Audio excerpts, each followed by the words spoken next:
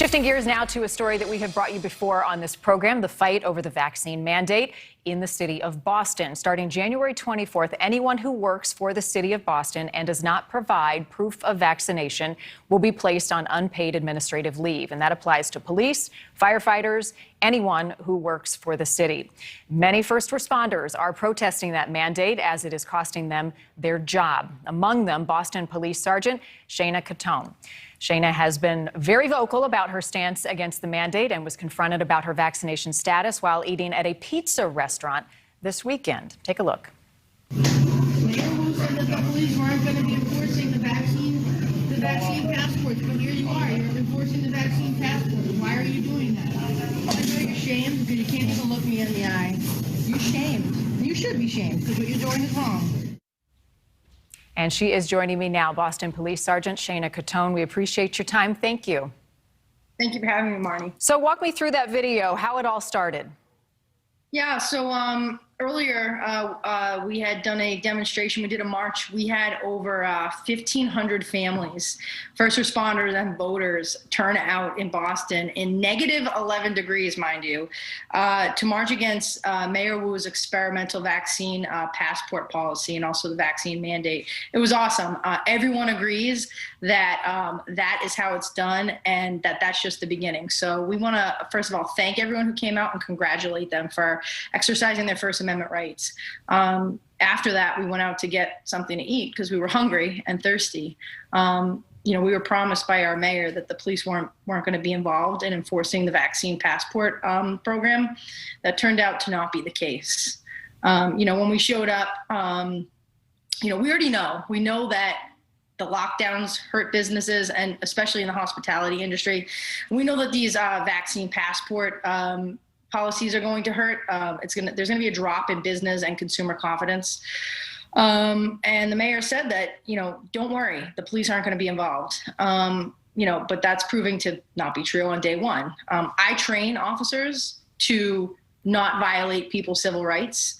And what you saw in that video is clearly not what happened. We came to get a slice of pizza and get warm. Nobody wants a conflict with law enforcement. I do not want conflict with law enforcement. I am law enforcement.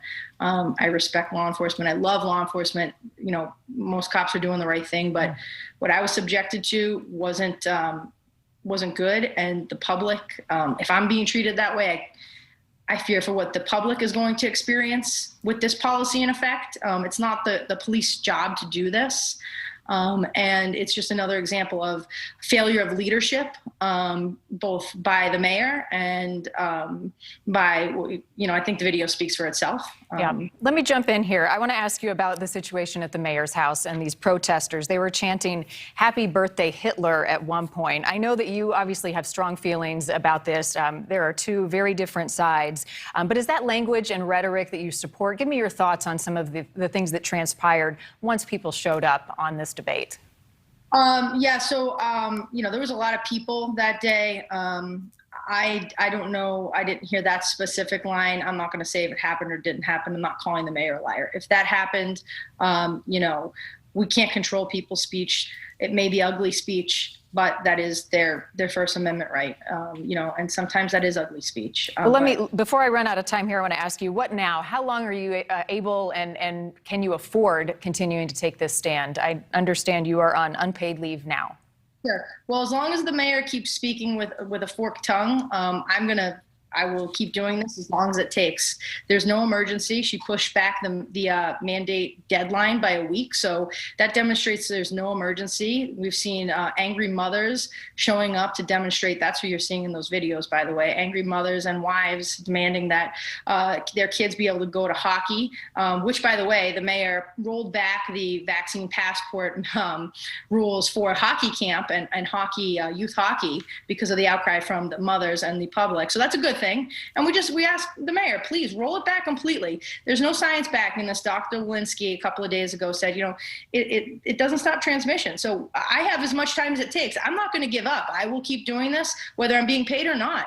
I will keep fighting this. And I want every single person in this state, in this country, to know you can join us. Every single person's a leader. It takes one person. Each one of us has it within us. You don't need an elected leader to tell you what you can and can't do. Stand up with us, raise your voice, and we can do this together. It doesn't have to be this way.